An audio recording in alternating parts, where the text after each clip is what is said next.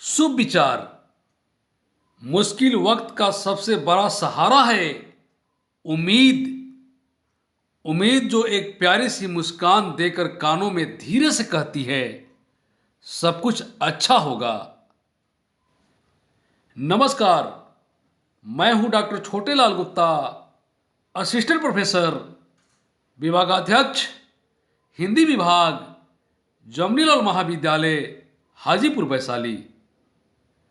आज के हिंदी क्लास में कथा सम्राट मुंशी प्रेमचंद द्वारा रचित उपन्यास सेवा सदन पर चर्चा करूंगा और यह बताने का प्रयास करूंगा कि सेवा सदन नारी मुक्ति का दस्तावेज है। कैसे? अब आप ध्यान से सुने। प्राचीन काल से ही नारी पुरुष प्रधान समाज में उत्पीड़न का शिकार होती रही है। आधुनिक युग में भी राजा राम मोहन राय, स्वामी दयानंद सरस्वती, ईश्वरचंद विद्यासागर जैसे अनेक समाज सुधारकों के प्रयास से भी इनकी स्थिति में विशेष सुधार नहीं हो पाया। प्रेमचंद युग में भी नारी की स्थिति दयनीय थी, शोचनीय थी। वह पुरुष प्रधान समाज की रूढ़िवादी परंपराओं से जकड़ी हुई थी। चाहे वो नारी किसी भी समाज से, वर्ग से, या अमीर हो या छोटी जाति की हो, वो किसी न किसी रूप में पुरुष द्वारा प्रताड़ित थी। प्रेमचंद ने अपने युग की इस गंभीर समस्या पर खुले मन से विचार किया है। उन्होंने अपने उपन्यास सेवा सदन में वेश्या समस्या के माध्यम से मूल रूप से नारी मुक्ति पर ही विचार किया है, और वह भी विशेष रूप से मध्यवर्गीय नारी की दयनीय दशा पर। सहृदयी साहित्यकार प्रेमचंद अपने समय के नारी की स्थिति से बेहद असंतुष्ट थे। इसी कारण उनकी नारी के प्रति दृष्टिकोण सदैव सकारात्मक ही रही है। नारी के किसी भी रूप को उन्होंने घृणा की दृष्टि से नहीं देखा और न ही उसे हीन समझा। नारी चाहे वेश्या ही रूप में क्यों न हो, प्रेमचंद ने नारी को सदैव आदर व सम्मान की दृष्टि से देखा। प्रेमचंद अपने उपन्यास सेवा सदन में मध्यवर्गीय नारी के अभिशप्त जीवन एवं उसकी स्वतंत्रता को विभिन्न दृष्टिकोणों से प्रस्तुत करने का सार्थक प्रयास किया है।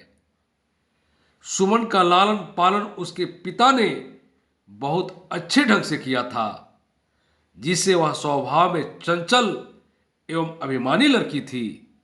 दिखावे की आदत भी उसे बचपन से ही थी, लेकिन पति के घर में इतनी कम आय में यह सब हो पाना संभव न था।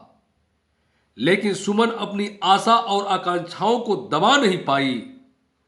उसका ध्यान पड़ोस में ही रहने वाली भोली वेश्या की संपन्नता की ओर आकृष्ट होने लगा। वह देखती रहती कि धनी से धनी व्यक्ति हो, धर्म के ठेकेदार हो, समाज के ठेकेदार हो, सब भोली के चौखट पर सिर झुकाते थे, और जिसकी तरफ वह हंसकर देख लेती वह स्वयं को धन्य समझता।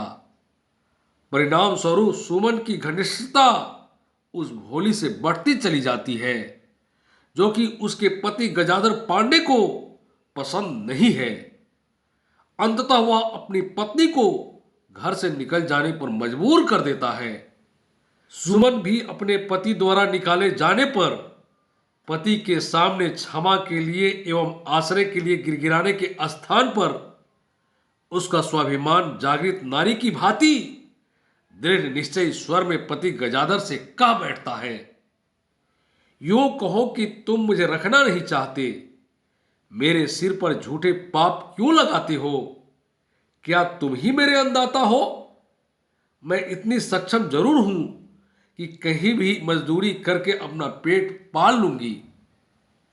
सेवा सदन की नायिका सुमन परिस्थिति वश वेश्या बनने को मजबूर है।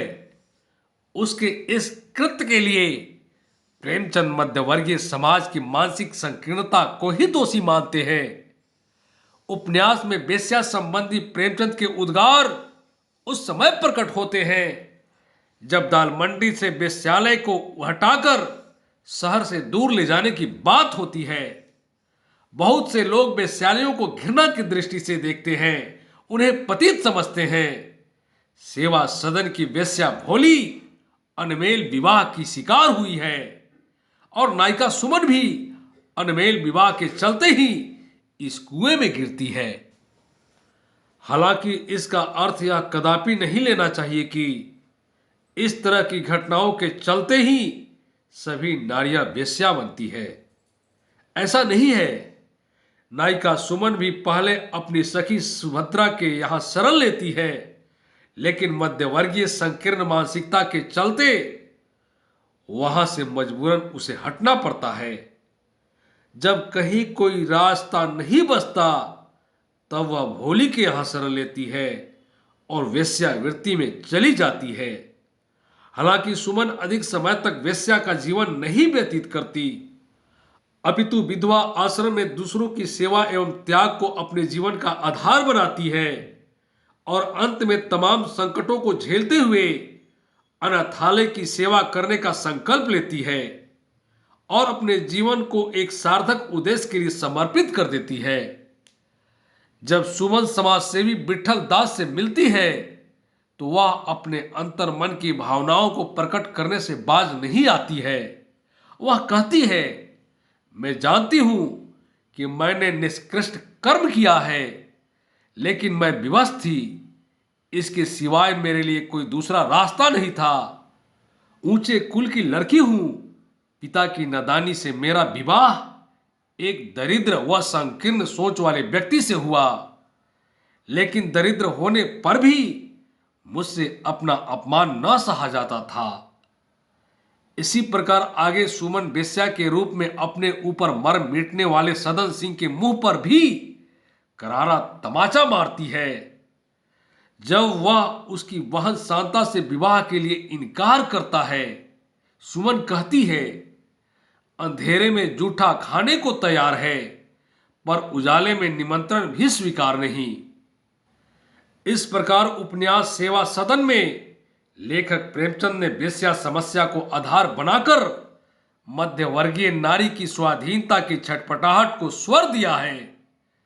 अतएव सेवा सदन को नारी मुक्ति का ज्वलंत दस्तावेज कहा जाए तो कोई अतिशयोक्ति नहीं होगी।